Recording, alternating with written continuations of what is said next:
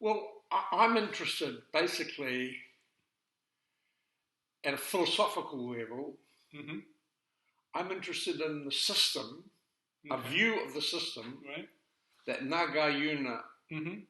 Wittgenstein, and quantum mechanics, the relational Yeah, view I of know, quantum. but you have to know three of each of them Yeah. to connect each Yeah. other. So Yeah. start from Nagarjuna, let's Yeah. say, and what is the knowledge base that if you can kind of briefly spread out what you're Well, just what I could gather. have not very much knowledge about Nagarjuna. Buddhism. Oh, wow. No. That's a good start. No, I don't. Yeah. I've read bits about Buddhism, Right. and so on. How much? Over the years, I suppose. You may be a very quick reader, so even the days or hours may not count at all. Well, I haven't had an interest in Buddhism. You have not. I have. You have. Okay. Yeah, since I was about in my teens. Oh wow. Yeah. That must be something. So that's well, let's start from there. Yeah. What was I hope we can finish this conversation, but to me it's also interesting to know your background and where you came from, because without that it's like east and west. Sure. Very difficult maneuver. Yeah. So what was the reason of the interest? It's related to the philosophy? Oh yeah, sure. In what way? My interest in philosophy didn't really formulate until really, I read a book by Jean-Paul Sartre. Sartre from France. From France. Oh, beautiful. Yeah. Okay. That's the first book that I read. What? And I was about 17 years old. Wow. And I read his biography, a biography called Words. Yeah, and this was a biography. And it was about his relationship with his grandparents. Right. And his father, you know, and it was the first book. I don't know why I read it, why I liked it. One of the reasons I liked it is because it was very thin. Yeah. And but to be able to read his book must have had some other influence earlier than that. Because otherwise nobody would stop by or start to read. Yeah, true. But it's about the life and the curiosity of... curiosity. I've always been very curious. About what? About everything. Okay, just like me. Yeah, like you. Well, I'm also very anti-authority. Yeah, I'm the same way. You're kidding me. Yeah, no, I'm very, very anti-authority. How did you get that? Because I have a story to tell you, but go Will ahead. you tell me your one first? Oh, mine is easy because when I was a kindergarten, I bit the teacher's finger and I was punished or whatever, and I was upset. And that, I think, child life experience. And then in Japan, when you do something, then you have the incense to put it on your skin or something. And I was wildly against it, and I still remember it. That's the child life experience. And on, there are others, but I always kind of question about the authority. Yeah. And liberating from that, whatever the pressure comes to your... Because if you think you're doing something right and something is not fit and being punished or something, that doesn't result to anything good. So my life has been, I can see it when I was graduated from the college, everyone look at the camera and I was looking sideways. Yeah. Instead, because I felt something is wrong to go with everyone's way of thinking. So I start to behave like that, and it has been. And that also make it interesting to, I call it triangulate by different viewpoint and to see, synthesize. So that's, but mainly experiential point of view, not too much from the brain point of view. Because the brain, I questioned, and when I was in high school, people told me I'm more experientialist or something instead of being able to communicate at the high level of philosophy or whatever the word. Sure. I had some question about that. Without experience, what can you talk and how can you believe? Well, it's kind of interesting because I was like that as well. I mean, at school, I think if I was to base it on the accounts of teachers and people who knew me, I was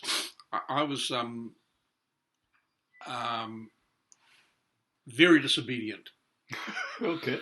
I was disobedient and questioning and also I think that I hated people telling me what to do. Yeah, right. I'm the same way. So I find it very difficult when people even now tell me what to do. Even when I have a hard time to talk with it. I'm kidding. even when my wife says do something, I sort of feel. But I was a disobedient child, and I got punished a lot at school. You were punished? Yes, a lot. So you rebelled. I rebelled. What about the sense of if people are going that way, you question about going with them? Do you have that sense? Well, You're not. You're obedient with the group's approach. In Japan, that's what happens. Yeah. I was questioning that. Yeah. No. I was kind of like, I never went with any group. I didn't want to be. I was a leader. I was a school leader. I was a clown. I like to entertain my classmates. The fun was the main interest. Yeah, so I mean, I was like, my favorite character is the Shakespearean fool. So you're not as an introvert. You're very expressive about. I'm very extrovert. Let me ask quickly back to the Buddhism. Yeah. When I think about Buddha, I thought he may have been more of an introvert. Because otherwise you don't look into yourself and spend time and question. Oh yeah, absolutely. So that's the basis of lots of philosophical, I thought. Yeah. I don't know if philosophical, but I have both. Religious. Yeah, okay. I have mostly very expressive, very spontaneous. Fun. Yeah, exactly. And connected and find a way of connecting. And joking all the time. And you are good at it. And joking all the time, And your parents saw some influence from them, or you don't know where you got No, I don't think so. Okay, no, not from either of them. Because I was disobedient with them too. Right, okay. But I had periods. So you have to be creative to be able to do that, to find a I don't know. wavelength or something. I don't know, but I also have periods of... Because that's my interest too. When I work with a company and the transform in my way of thinking, you have to find a way of resonance of where to come up and all that, to expose the problem among themselves, actually. Yeah. Well, but I also have periods of intense self-doubt. Okay. Yeah. Self-doubt. In a few words, what do you mean? What kind of a self-doubt? Meaning what? Well, when you say self-doubt, what is I think it's kind of like it's very... am I doing the right thing? Or? Almost bipolar. Yeah. Almost like bipolar. Okay. So I'm happy, expressive, and so on. But what life is about, kind of thing. Am I doing the right thing, kind of thing? Yeah, about meaning of life. All right, that's good. That's good. Yeah. What is the meaning? Is all of it, or it's much more deeper, something else out there, possibly, kind of thing? Well, as a working class kid in New Zealand, who had some street credibility, street wisdom. Oh, okay. I go on the street. Yeah. I could see what was happening. Oh, right. Right. Yeah. And so when I go traveling in countries that are dangerous, I know that you don't speak English. Yeah. I know that you have to dress down. Yeah. You have to dress like the local. Yeah. I know you have to read people, basically. You have to read the people. You have to read people. You have to read situations. Yeah, exactly. And it requires lots of... I've been many places, like Mexico City and Bogota, and around the world, various places. So I got that. Let's move on to that self-doubt into the philosophy and the Sartre. So that self-doubt was, it was kind of like about, radical self-doubt. And that was my entrance into philosophy. Right. That really is my entrance into philosophy. What's the first book? The first book was that one. Was that one. Jean-Paul Sartre. Wow. Jean-Paul Sartre's Words. Wow. Which I read because I was dyslexic as a kid. Yeah. So I couldn't read. And when I say my first book, I only really read. Can I just jump into the Sartre? I cannot pronounce his name well, but I was listening to. Do you know Eckhart Tolle? You don't know Eckhart Tolle. He's the Eckhart Tolle. This is he Japanese? No, the Tolle, the German, but there's Eckhart. It's Tolle. Tolle. Tolle. Tolle. Tolle. No. Okay. Anyway, if I say he could be, if the Nagarjuna is the second Buddha, yes, I thought Eckhart Tolle could be the third Buddha. Oh, really? Possible. I'm just kiddingly saying. Yeah. But his first name is what? Eckhart. There's Meister Eckhart. Do you know Meister Yes. Eckhart? Okay, because I think he took from the Meister Eckhart name. Oh, really? And I don't think I know this guy. Well, that's okay. I can explain more. Yeah. But I've listened or watched the video, maybe hundreds of them. Really? For me to do that is unbelievable. Wow. And one of the most recent one that's why I was thinking of him and maybe talk more about it, is that his understanding the religion and the Socrates and even the Sartre comes up later, but the Buddha and the Lao Tzu and all that confused. He's very familiar, but his experience of the enlightenment, if you call that, is his own. Okay. So it's not related to the religion, which make it easy in a way for the layman to get, because he's not using those terms from each religious sense. So that attracted if I may say, millions of people, and his book was sold 50 million, in one book, and the other is I would like you to text his name to me. Yeah, I can share with you, but the point that I was thinking of him is related to Sartre, Descartes. I think, therefore I am. And a massive mistake. What? A massive cultural mistake in the West. Well, that's the point. That was the point of the starting of the mind-oriented without the rest connected. And the Sartre was named from Eckhart Tolle's point of view to realize that I think, therefore I cannot be coming from the thought. Right. From a deeper sense of awareness. Yeah. So that was the point that he was talking in one of those videos I found just recently. And that's why when you mentioned about Sartre, my pronunciation, that triggered me to think, and that's the connection to the Buddhism and the Buddha and the rest of it. Sure. Well, I mean, I studied Descartes. You said? Descartes, René Descartes. Descartes, yeah. I spent some time. Yeah, sure, I'm sure. Studying his work. I always found it. I found it a little bit like Christianity, quite difficult to believe. Oh, interesting. Yeah. But many people believed along with him. Yes, I know. And that's the whole point. Like you said, it's interesting. You're already picking up that state because we are communicating. Yeah. And that the influence of that versus the eastern part, which is more deeper, if you may call it. Yeah.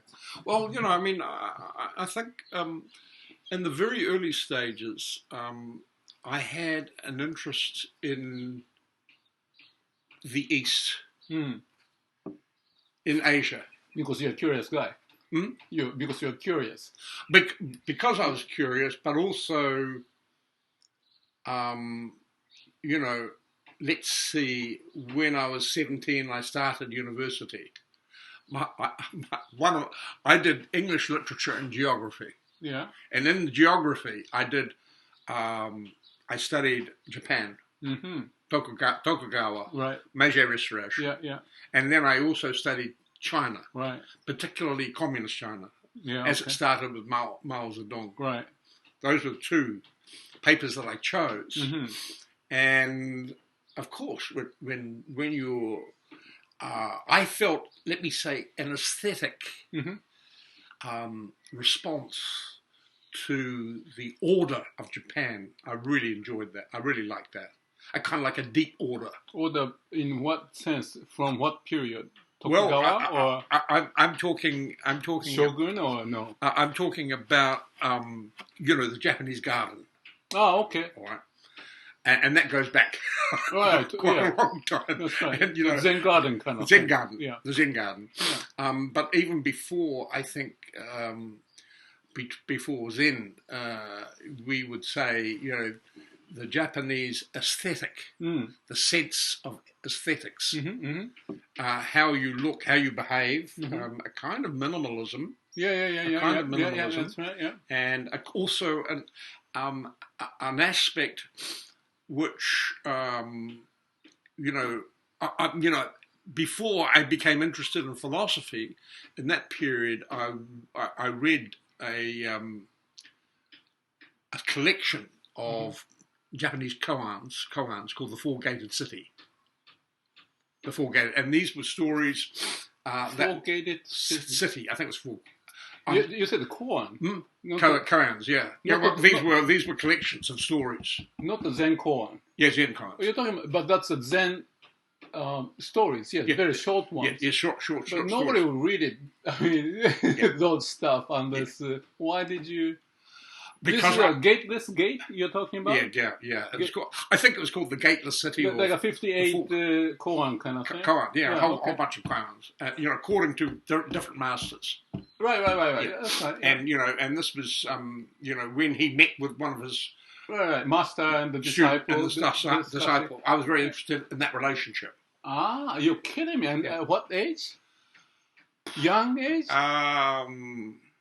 This is before the university or after? No, this was during, because I was at university for a long time, but this was during my first university period, which was I did a master's, I did a degree, a double major in English literature because I loved literature. Yeah, Shakespeare you mentioned that. And Shakespeare, and then also geography. Okay. But a different kind of geography, not the geography. But something to do with sentiment and feeling. Right. And written expression. So the poetry, let's say. So whenever I talked about Africa, I talked about the poetry. So then in Japan, it's a koan. Kind of related to Japan. Yeah, sure. That's how you went into koan, or you came from what angle to get into koan? Well, I came in because I had studied Tokugawa and Meiji restoration. Yeah. There's a referral to those. And then I also in the Zen garden. I became very, because when the West, there was a confluence between the West and the East going back to the 1970s. We talked about this last time. Yeah. In California. Yeah. After the war. Yeah, that's right. Zen was very fashionable. That's right. And a lot of Westerners. Yeah, Alan Watts and all became, that. they became very interested. And, Suzuki's work was being published in English. Oh, that's right. Yeah. And you read some of Suzuki's books? Oh, yes, some, yeah. Ah. But I can't remember them, but I do. I know that I had copies of them and read them. Yeah. But I can't remember half of. This is Daisetsu Suzuki, right? Daisetsu Suzuki. There's Shunryu Suzuki. Oh yes, of course. Both of them. Yeah. But those stories, those koans. Zen koan, yeah. I really quite liked the idea. Oh, right. That you had enlightenment through contradiction. That's wonderful that you stumbled into it. Yeah. But usually, you don't get it, right? Obviously. What the koan, the meaning and what it's pointing to. Deep. It's very deep. And, the student goes away and thinks about the masters. So how do you deal with reading them? You just lift it and then leave it alone? Or you went into more thinking of what's the story about and how much... depth did you go into it? Well, I read them all. Wow. I really liked them. Yeah. I like the idea that you reach contradiction right through you reach enlightenment through the resolution of contradiction. Yeah. Is there like a dialectic kind of process you see in there? Like a Socratic? Well, I suppose it is ancient dialectic, yin and yang. Yeah. That's right. Okay. Yeah, for sure. And totally. I always think that the Chinese yin and yang is much more sophisticated than Hegel's dialectic. Okay. Hegel's dialectic is like, I see. It's trying to be a scientific logic. Yeah. Right. Shallower, brain level, but not deeper. Is kind of not deeper. And I think that's wrong. And I think that when the Chinese Communist Party really should go back to yin yang and the ancient, figure, rather than try to base their Marxism on Hegel. They should base it on yin yang. Yeah. Because the interpretation by the Chinese Communist Party is really an interpretation based on a Western philosopher. So Hegel, right? And that's scientific, but it misses out what's most important about the yin and yang. That's right, and that's why I have to tell him, if I haven't told you before, but there's when I visited Beijing, the Forbidden City, the first time. Yes. There's the center of the governance. There's a room, and it says Wu Wei. Yeah. And when I gave a seminar. This is the United Nations asked me to do some work, and this is about management. Oh, wow. So I have to start from somewhere, and that was a good point to start to kind of appreciate the Japanese, and that if that is at the center of the governance, Wu Wei, which is basically no action. Yeah. Action. How can that be Wu Wei? Wu Wei. Yeah. Wu Wei. Wu Wei. Yeah. How can that be the center of the principle of the governance? That's a very fascinating. The principle of non-intervention. Yeah. I love that principle. Yeah, totally. Yeah. So that's also, I think, that Eckhart Tolle is also talking about Tao Te Ching.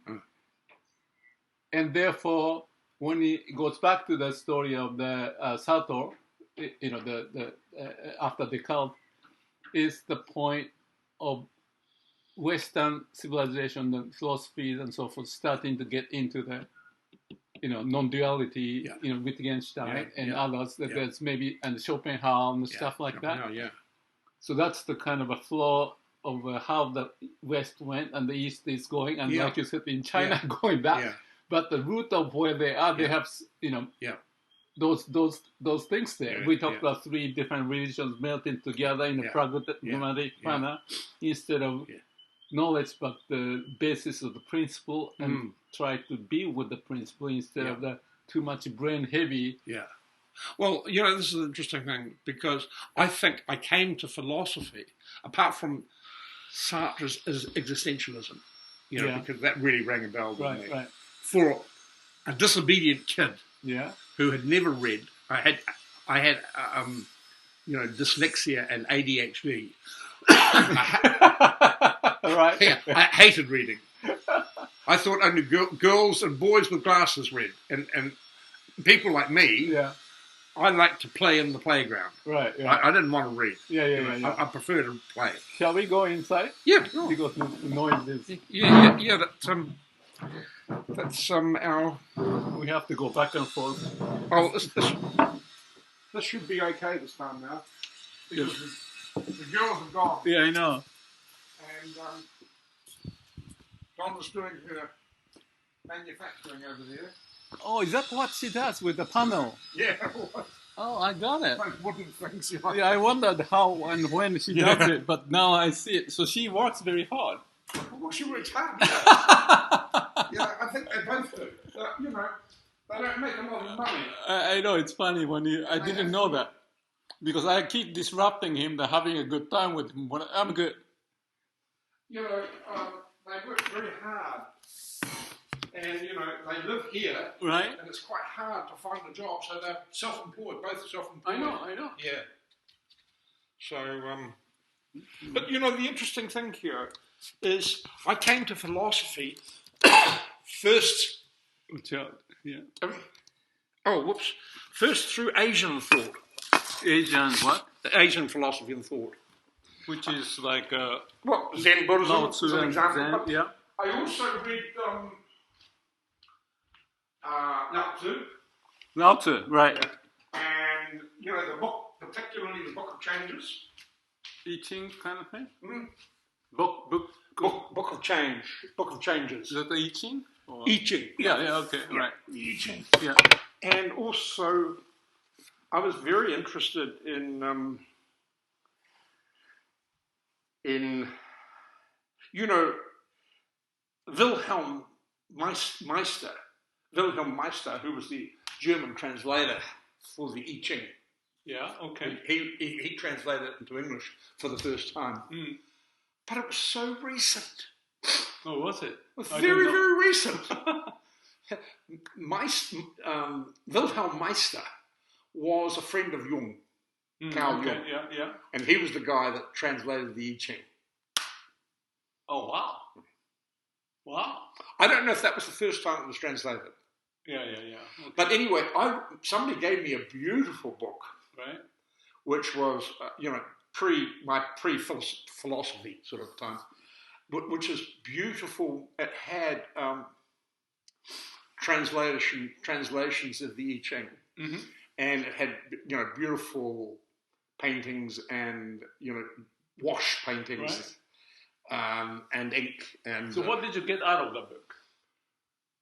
What's the summary of it? What did I get out of it? Well, I was fascinated by it, but as a 20-year-old coming to a very sophisticated system of thought that was alien to one in the culture, was shaken by that. Quite amazing, quite a big ask, really. But what I did get,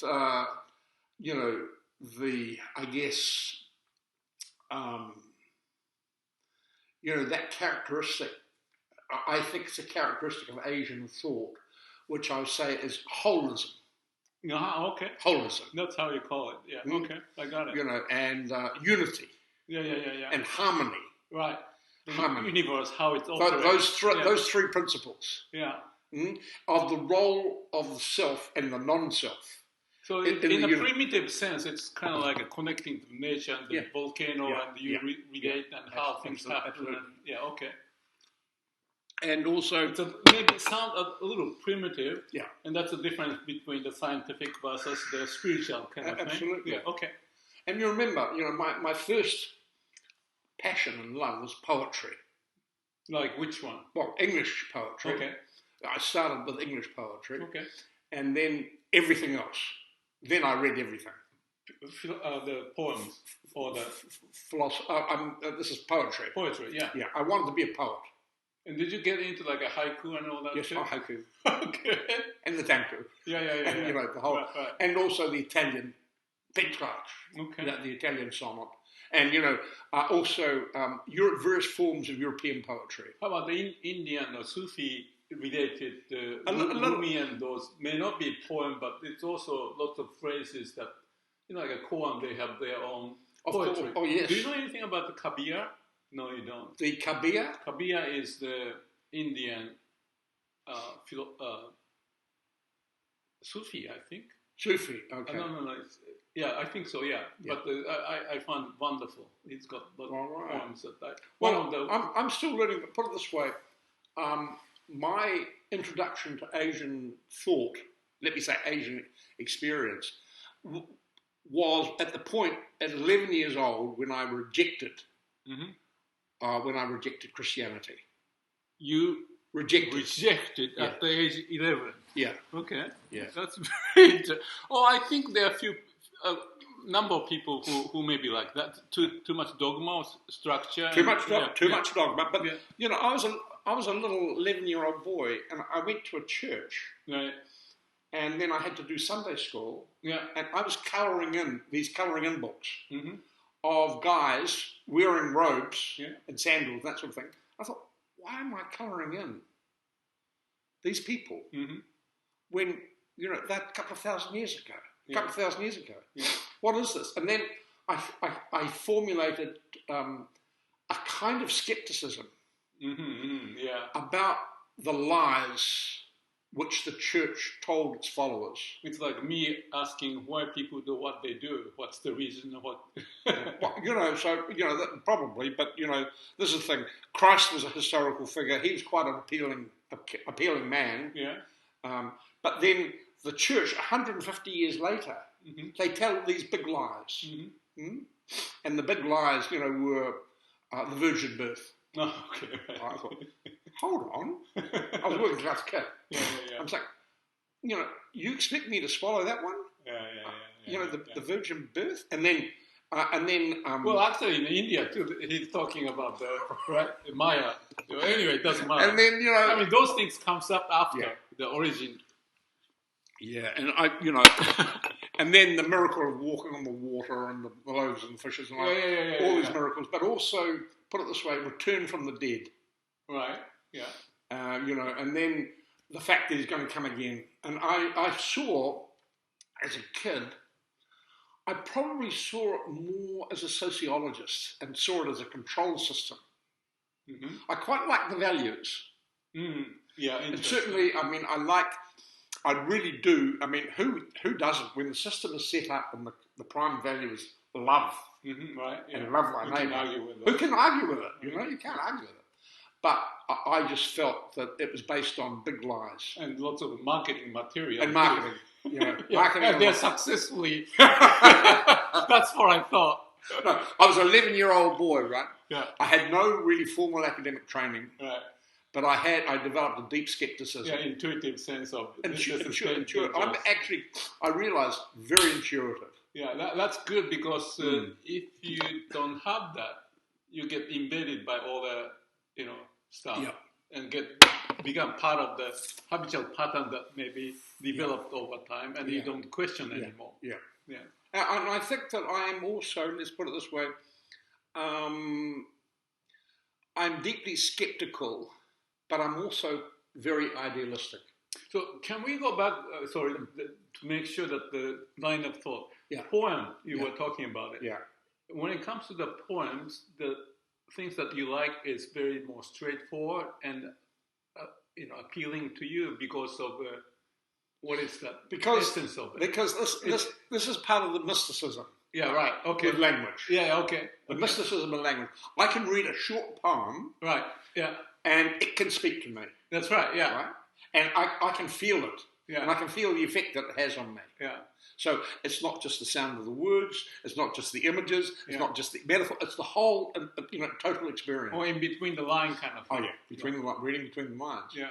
Or feeling that. I read some poems promoting my imagination of what could be, will be. Absolutely. Kind of thing. Yeah. Okay. Yeah. And so as a young child, I could read,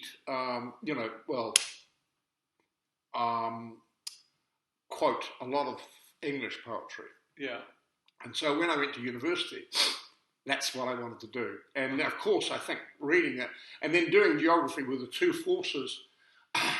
The rejection of Christianity at an early age, at 11 years old, it kind of meant that I was really interested in other systems, and then other systems of thought. One quick question. I don't want to disrupt too much of your train, but I want about the Shakespeare. I studied, get into it, but somehow Zen and Shakespeare doesn't match well. That's my sense. Why? Why? Oh, you say that. Well, put it this way. I felt like it. It does at one level. I would think so. So when you talk about the fall, Fool. Yeah, fool. Shakespeare's Fool. Yeah. Right. He talks in contradictions. Yeah. Okay. All right. He talks in riddles. Yeah. He talks in Zen. Maybe related to the difficulty of the English and the use of the word. Oh, sure. Well, so we don't have to talk about it, but I was just curious what you want to say. Even for English speakers. Yeah. Going back to Shakespeare, people today. So he's doing the koan in his way, kind of thing. Well, let me say, he's not influenced by Zen Buddhism, right? But the fool, who is a very wise, but sometimes crazy, fool. He can get away with talking to the king, critiquing the king, but it's all through, subtle or contradictions and riddles. Oh, okay. Well, let's go back to the way contradictions and riddles. So I like that figure because when I was reading Shakespeare in the first instance, I automatically identified with the Shakespearean Fool. Oh, okay. So let's go back to the mainstream because that was one little question I had for a long time. So I was curious what you.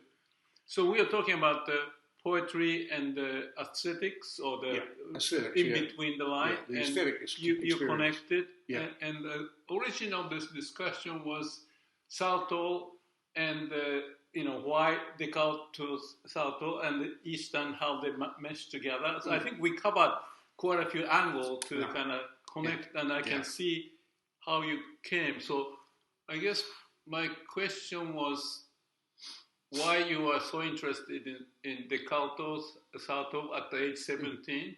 I think I got the answer.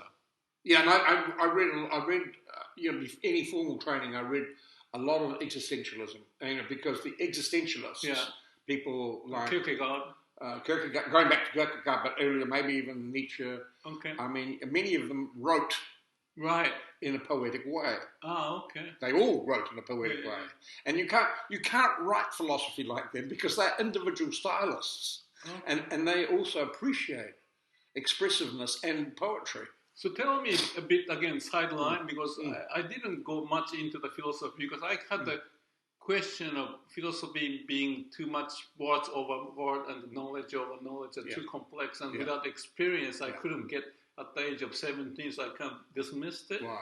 So I have to live my life experience and feel it before getting into the philosophy and all that kind of stuff. So then, and the Eastern approach kind of is more introspective, inward, and I appreciate it from that point of view.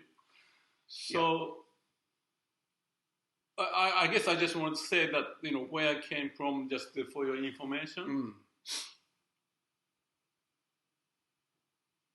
Yeah, I don't know where I was thinking along with this line of thought, but you see, when I was a 17-year-old, I read Jean-Paul Sartre, and then I read other existentialists, and the first principle of his kind of existentialism gelled with my rejection of Christianity, i.e., that existence precedes essence.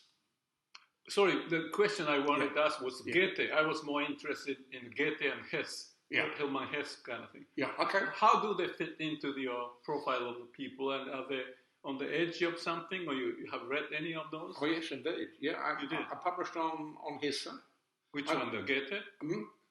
Hermann Hesse? Or? The Glass-Bead Game. Yeah, okay. The Glass-Bead Game. Okay. Because the Glass-Bead Game is really, I call it the last novel of the Bildungsroman, which is the German for a novel based on Bildung. I'm sorry, but I didn't read that book because I read maybe the rest of the 20 books. Sure. But earlier phase is different compared to the ending phase of his. And this book really is, I think it's the last book in a tradition of German kinds of novels that goes back to Goethe. Let me just point one thing. Yeah. One of the book I remember was called Narcissus and Dortmund. Yeah. You know that one? Yes, I do. So I liked the one that was, one is going straight to the religious and the other one is traveling, and I could see me doing it. Yeah. But they meet together. Yeah. So that's what I felt one of the attraction of it. There's a very strong relationship between German Bildung, as an idea of self-transformation. Bildung meaning? This is a German tradition of personal transformation. Yeah. And, and Hesse was in that. In fact, started with, I think it started with Goethe's Meister. Meister, I remember that. Right. So going right back there, Goethe, and then Hesse in the 20th century, his final, grand magnum opus was the Glass-Bead Game, and the Glass-Bead Game was this kind of like this wonderful synthesis. It was actually an aesthetic game. Was there influence from East?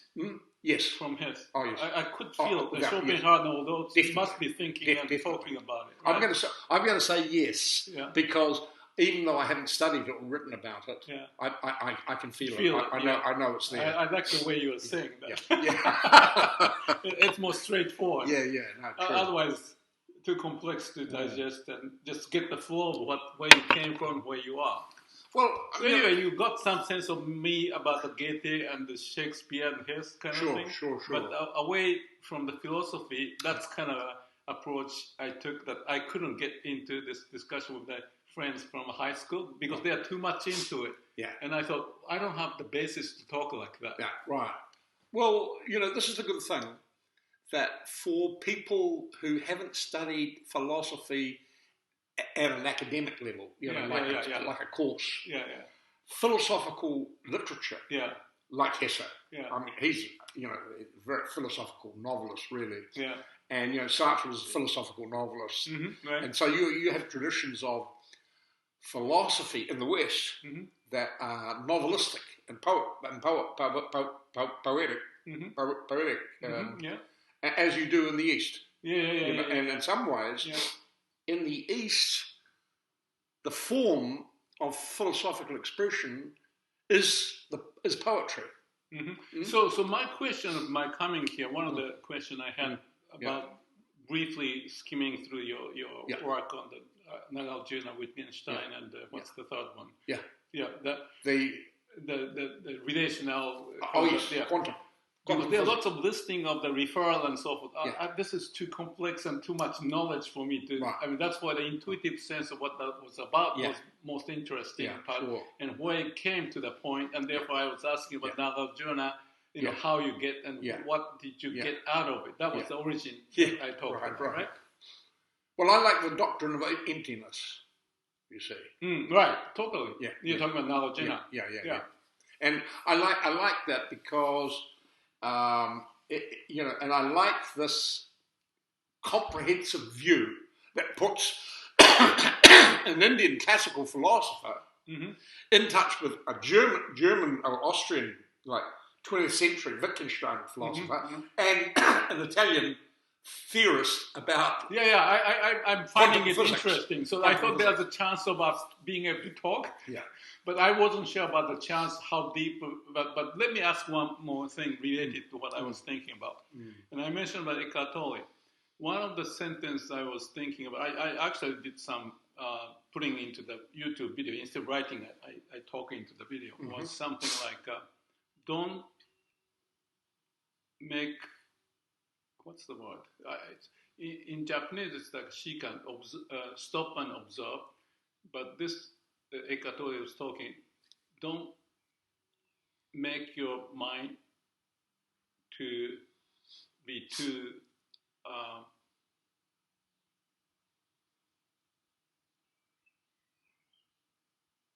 serious. Don't listen to your mind too seriously. Yeah. That's a simple thing he was talking about. Yeah. It's old age, it takes time to pick up the one line of sentence. But that relate to the emptiness, and his word is the vast emptiness and connected to nothingness and no mind. Yeah. So he's talking not the philosophical language, but the common people's understanding, and therefore he's appealing to lots of people without the Zen or even religious experience, because they have their own entry point, like you are talking about the experience. But if you come from the different, without those religious experience, but turned out to be religious experience without knowing, and being able to come up with the structure, the way to express, by him talking with people and gradually developing his way of explaining and so forth. Then he realized that Tao Te Ching, for example, and that was one of his best books that he's been checking back and forth. Yeah. So he understands the way idea. The way, And I'd say I like that. I mean, I think when you say Tao is the way. And then because you have Heidegger, who picks up on that. I mean, really, Heidegger is the Western philosopher of Tao. So I think that's why he was actually a theologian to start with. Oh, okay. And he was very strong Christian theologian, and he missed out on the chair, on the professorship at Heidelberg University. And then he lost his faith as well. That's interesting. And so but he became. I think I would say I've never heard this expression before, but it occurs to me from what you've said. He became the Western philosopher of Tao. Tao. Triggered the thinking and approaches. Yeah, absolutely. Yeah. And I think that his latest book that was released in his collected works is called Pathways. Okay. Pathways. Yeah. So I got the feel of it, and like you said, the intuition and the sense about the movement in the West without getting into the detail of it, including connected to that was the comparison of those East and West, as well as Eckhart Tolle is popping up and starting to share. And I can refer to some of the websites and stuff like that. Yeah. So in terms of today's discussion, because I don't know how much time you have, but I have it. I don't want time as you want, but no, I don't want to get into your lunchtime and all that stuff. So let's see. But I'll say one more thing here. Yeah. Because okay. Just because I think to say this is to link what I have to write, what I wrote there, to your interests. Sure. Right. Okay. Please. Which is quantum theory. Right. Now, the major goal separating East and West is what we call quantum technologies. Okay, right. Quantum technology. I'm a bit aware of that. So not just not just AI. People are starting to talk a lot more about it. Okay, so in business, in capitalism, intelligent systems, robotics, AI, deep learning, machine learning, even I would say. So those are quantum technologies. And now, in terms of development theory, people, particularly China, see that the strategic edge in development is investment in quantum technologies. They're doing so well, much more than the US. They've been investing billions, tens of billions of dollars in this it's much more than in the for 10 years. Yeah, right. And this is what now the West is so frightened about. Obviously. Because it's not just AI, not just intelligent capitalism and automated factories, but it is also autonomous weapons. Right. And, their investments across that whole range of... and the number of people graduating with the science and math, much bigger than in the States. Absolutely. No question about it. Yeah. So already, in terms of scientific system, 4 or 5 years ago, they produced roughly the same number of scientific papers. Now China's now China's gone. Right. Gone. I know. And the United States will never catch up. Never catch up. Right. I mean, because we're talking about 1.4 billion people versus 300 people. Yeah. So the mathematics about demography, they just can't match it. Right. And, now all the Chinese that have go to the best Western universities now, they don't need to do that anymore. Except one interesting thing I heard from this MIT professor here. All right. And she was saying that I asked her, how many would go back to China? And she said more stay in the US compared to before. Well, put it this way, the Chinese intelligentsia, they like liberal society. Yeah. A lot of them like liberal society. Okay. But the Chinese government have been enticing Chinese scientists back to China. I'm sure. And providing them with everything they want. Particularly when you go to genomic science, and it looked like the West was going to patent the genome, the rice of rice, the rice genome. Yeah. I mean, the West don't eat rice. Yeah. But they were going to patent the genome. Yeah. All right. China said, no, we're not going to have that. We're not going to let that happen. Okay. And as they do now with a whole lot of other things, of course, the West wanted to control the food source, right? Asia's food source. And, China stopped that from happening because they invited all the genomic scientists from the US back to China, and they did it. They did it first. Right.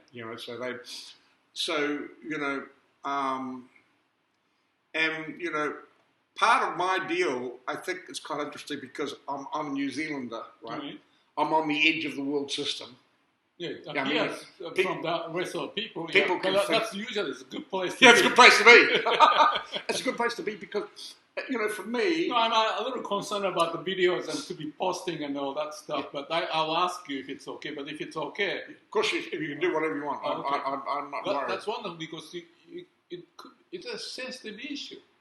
Sensitive issue. Sensitive issue. I think delicate issue. From the point of view of New Zealand, people can't stop me talking. But you are also in Beijing, professor, so there's a relationship that you need to maintain with the Chinese people. Yeah. So they are intelligent enough to figure out what you're thinking and how. Of course. So how do you process that? If you can, explain a little bit. The way I process that is to say... It's a delicate issue, isn't it? Pardon? It's a delicate issue because you see this picture, that picture, and then what, and that's what they are asking you to be part of that equation. And, what is isn't there sensitivity, or is it very open for you to explore this, whatever that you think may be meaningful? I think it's more open than anybody would believe. That's wonderful. Yeah. Because I kind of sense that they are luring and all that for you to come, accommodating. Yeah. And you have the more open, free leash kind of a setting, I feel. Yeah. But I wasn't quite sure about it. So I thought there could be usually there's a delicate issue if it's a Japanese kind of way of thinking. Yeah. Delicate, yeah. Connected to delicate. Sure. Well, but it's okay in your view. I'm asking too much. No, not at all. I'm completely transparent on it. I like it because that's the whole basis for everything, especially when it comes to the science and all that, right? Yeah, but so far, I was employed there for 3 years, and they went after me, asked me to come, which was very nice. It was very flattering. What did they give me an example? What they liked, what you're doing? They said that my research was very close to the Communist Party. Somebody made that report. Well, that's interesting because that's also the way I was thinking about the surveillance economy, stuff coming up. But one of the way, I don't know, maybe I need to think about this, how to explain, but there are different ways to climb up the mountain. Yeah. Yeah. So they can be accommodating the market economy and the philosophical orientation.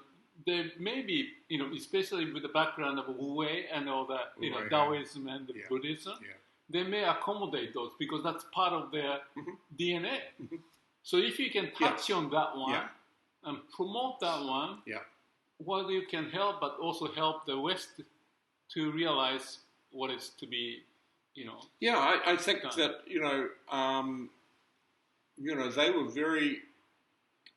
I felt that when Tina and I went to Beijing, we established personal relationships with people, which were very nice. Right. I mean, they were lovely people. They are lovely people. Yeah. Good. And I really, Who are they? Give me an example of those academics and the professors and the political and other area too. Yeah, sure. Oh. Yeah, right So through. you have the free access.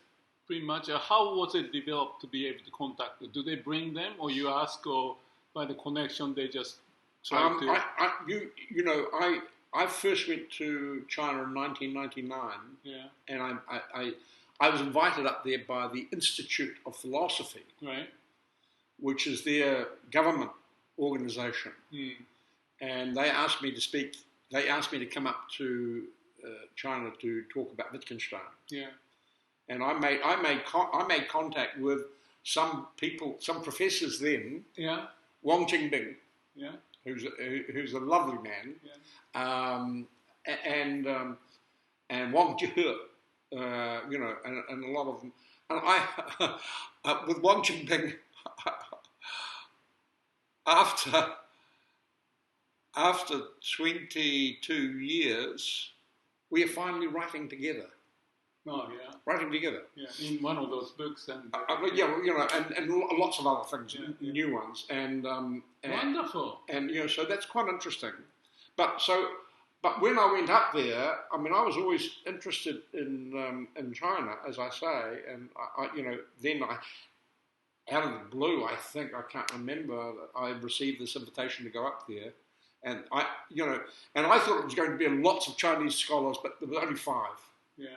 Only 5 who were interested in Wittgenstein. Oh yeah. And in their journal, Social Science, it's called Social Sciences Abroad, which is a Beijing-based journal. They published a lot of my work. Yeah. And they were very supportive of it. And how many and what examples that you are publishing? Oh, a lot. I did Roughly. interviews with students, and I wrote papers, particularly when I talked about post-modernity and postmodernism. Yeah. Where I was at Auckland University, they completely rejected it.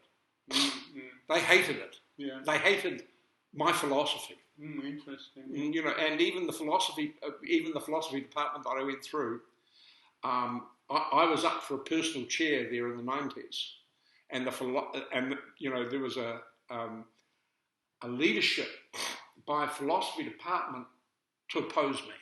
Okay, I'm afraid that if I can post those on the video, but if you think okay, but be cautious. Perfectly okay. Because I'm only describing what happened. Yeah, okay, yeah, but fine. So, just for a little information from mine, I have visited China maybe 7 times. Yeah. 1992 or 3, I had the United Nations Development Program. Oh, wow. And that was when I mentioned about going to Beijing and Wu-wei, and I talked about it, but also related more on the business. Yeah. They're interested in the Japanese and also the Toyota production system and the people issue. Yeah. So those are the things that I lectured and visited, and also with the clients I visited, but didn't go much further because of other things that's happening. But just for your information, I have some knowledge, and visiting every now and then, I can tell how much has changed over time. Right. Yeah. But the last time would have been maybe 7 years ago. I was back. Well, 7 years, with the rate of progress, I know. 7 years is like 50 years in the West. Yeah. 7 years in China is like 50 years in the West. But I could tell the comparison of 20 years, 15 years ago to that period, and I saw a huge change. Yes. Well, you see, when I studied with a Welsh geographer, the underdevelopment of China, that was one of the papers that I did, underdevelopment. And Mao Zedong, and the Long March and that sort of thing. This geographer always involved Chinese poetry in his work, right? So this was the Chinese underdevelopment, but expressed through Chinese values and poetry. So actually, just popped up was the interest, like this Eckhart Tolle I mentioned. Yeah. Because he's the sort of layman, if I call it, non-philosopher and so forth, but the basic guy with some enlightenment experience and can relate to Tao Te Ching or Lao Tzu or Buddhism, Buddha, and Christianity. Yeah. So I'm curious in terms of how they are received in China. And if I give you, and I'll give you his name and background and so forth. Sure. But if you can check with your contact. Absolutely. And because that may tell me the atmosphere, interest, and how they may be responding or not. Yeah. But I don't think there's any political color to his speech, basic, fundamental, except coming from a different viewpoint, not from the traditional viewpoint. But it has lots of attraction in the West and starting to spread more. Yeah. So I'm thinking that you may be interested in knowing, as well as if you can check how the Chinese may be accessing if it's possible. I'd like to know more about this man. Because let's do that, because that may help us to communicate better with more connection point. Absolutely. And with some view of how things are happening. Definitely, but let me put it this way, it wasn't all plain sailing when I went to China. Yeah, I'm sure. Yeah. Because I was. Am I a philosopher? I don't really care about that question. Okay. All right. When people say, "Are you a philosopher?" I say, "Look, it's not an important question for me. I don't really care about whether I'm a philosopher or not. You know, and in New Zealand, I never talk about it. About philosophy. Yeah, okay. I see. Because we are a rugby nation. Okay. So I can talk about rugby, but if somebody says, I'll tell you the typical reaction. If they say, "Are you a philosopher?" and I say, "Not really." So how do you answer to that question? I say, "No, I'm an anti-philosopher." Because? Because I think that philosophy has done a lot of damage. So you're stirring up the pot quite a bit in what way you can, and you could get by with it. Yeah. So for some reason, why you could get by with it? Because of what? Well, I think the people that I like in the Western joining with you are anti-philosophers. So they're joining with you to form certain. Well, I mean, they're all dead.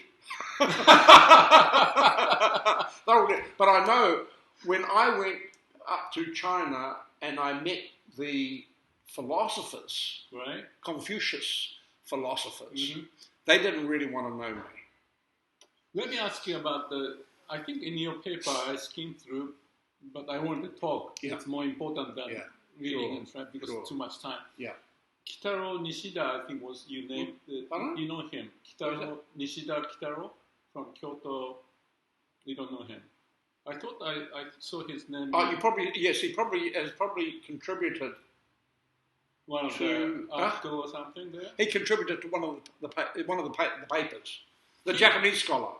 Yeah, from Kyoto University. Yeah, Kyoto. Yeah. And the Daisetsu Suzuki. Yeah, he's a lovely, good friend. Yeah, good, lovely man. Who passed away a long time ago. Oh, right, okay. Yeah, About the same as the before Daisetsu passed away, which is 1965 or something like that. Right. But anyway, he's got. I thought I saw his name, so I wondered if you know something about his background because he's got that connection to the Zen and the Daisetsu and so forth. Right. And if you're referring to him in your paper, which I thought was the case, but maybe. So now I really want to understand more and publish more because I am also an editor. So I'm responsible for publishing. Yeah, I can see publishing. That. I can see that. And you're flexible to do that. I want to publish more around Asian philosophies. Okay. Asian philosophies. Maybe that's good enough for today. I don't know what time you got, but if I'm taking your time, I don't know. No, sorry, you're perfectly right. But tell me, you went there to China to do some development work. Well, I mean, in terms of sharing my books and actually visiting the companies and giving some seminars. Right. But didn't continue. Yeah. But because of the clients that they had the business there, or the Taiwanese client had the business there, I visited with them. Yeah. Things of that nature. But I lectured in Nanjing and Beijing. Oh, really? Oh, wow. I mean, are you so your books now? Is it fair to say that you're interested in the spiritual way toward entrepreneurship and development? So let me just briefly talk about it. Yeah. Those days when I visit, I think they may pick up one or two books. First two books. One is about the lean production or waste elimination, which I say also to appreciate the people's talent. But there's a way of approaching that Japanese, especially Toyota, did, and it's spread out around the world, and it's one of the biggest contributing from Japan to. What is it again? Called the lean production or lean, lean, L-E-A-N, lean. Lean meaning waste elimination. So instead of looking for the top down and all that, but also incorporating people and waste eliminating, and the people that have the ownership and continuously improving. So the analogy there is that there's another concept that I can talk. It may take some time to go through it, but there's a managerial aspect of it. One is the technical aspect, but the people has to be involved. So there's a managerial aspect. That's the second book. And the third book is the one with the Dalai Lama's comment. It's about the brain and the heart connection. So the first the technique, second is the management, and third one is more connecting to the spiritual end of it. So that's basically the background. But in those days when I was there in China, it was the first and second. Sure. Fantastic. Well, I mean, we have so many overlaps. I'm really finding out more about what. Yeah, I think that's good enough for today because I think we covered the background quite a bit and where you came from, and you got the sense of where I came from. Yeah, we didn't hear about your background though. Yeah, so we can do that, and then we meet again. Yeah, great. Yeah, that'd be great. Yeah, so you have your. I think that would be very, very, very good. I'd like to learn more about that. Yeah, and I send you the information about Eckhart Tolle. Yeah, please. And then we'll start from there again. Yeah, sure. I'm glad that I wasn't sure if we can keep on going because I was. Why was that? Because the philosopher or the literature, 50 references and the reading that, oh wow, this is heavy duty stuff. But you have your way of processing it. But I think we can talk the layman's language, and I think that's very interesting. Yeah. Great, fantastic. Will that be okay? Perfect. To explain that. Perfect. You don't. I mean, the books that I write are very academic. Yeah, but they can be explained in different ways. Yeah, I know. Yeah. But it's interesting to know where you are, what you do, what the impact could be, and where the world is, and all the other things can be pushed, synthesized together in this passage. Yeah. So. Yeah, no, I'm very.